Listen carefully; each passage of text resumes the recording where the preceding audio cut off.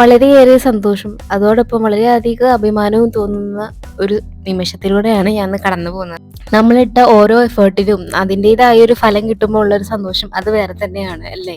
നമുക്ക് കിട്ടാത്ത സൗഭാഗ്യങ്ങളും എല്ലാം നമ്മുടെ മക്കൾക്ക് കിട്ടുമ്പോൾ നമുക്കതിലൂടെ നമ്മുടെ ഒരു വിജയം കൂടെയാണ് നമ്മൾ സ്വന്തമാക്കുന്നത്. അപ്പം അങ്ങനത്തെ ഒരു വിജയമാണ് നമ്മൾ ഇന്ന് നേടിയിട്ടുള്ളത് കേട്ടോ.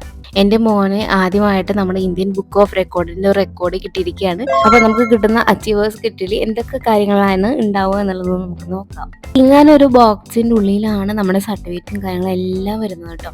അപ്പോൾ നമുക്ക് തുറക്കുമ്പോൾ ആദ്യം തന്നെ മെഡൽ കാണാം. ഈ ലെഫ്റ്റ് സൈഡിലായിട്ട് തന്നെ അതിന് ഒരു ബാഡ്ജ് കാണാൻ സാധിക്കും.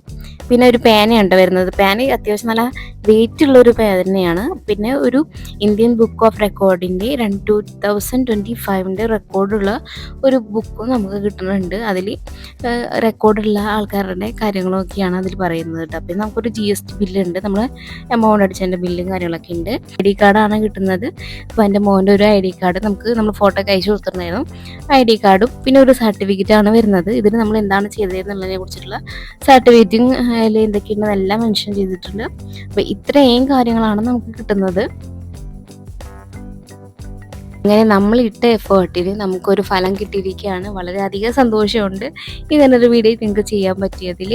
ഇനിയിപ്പോൾ ഈ റെക്കോർഡ് എങ്ങനെ കിട്ടിയെന്നുള്ളതിൻ്റെ കാര്യങ്ങളും ഡീറ്റെയിൽസ് നിങ്ങൾക്ക് അറിയുന്നുണ്ടെങ്കിൽ ഞാൻ അതിൻ്റെ ഡീറ്റെയിൽഡ് ആയിട്ടുള്ള വീഡിയോ ഞാൻ എങ്ങനെയാണ് അപ്ലൈ ചെയ്തത്, അവർ റെസ്പോണ്ട് ചെയ്തത്, പിന്നെ എങ്ങനെയാണ് സെലക്ഷൻ പ്രോസസ്സ്, എന്തൊക്കെ കാര്യങ്ങളാണ് ചെയ്യേണ്ടത്, അങ്ങനത്തെ കാര്യങ്ങളെല്ലാം ഒരു വീഡിയോ ആയിട്ട് ഞാൻ ഇടുന്നതായിരിക്കും കേട്ടോ. അപ്പോൾ എന്തെങ്കിലും ഡൗട്ടും കാര്യങ്ങളുള്ളവർ അതിലൊന്ന് പോയി ചെക്ക് ചെയ്ത് നോക്കണം.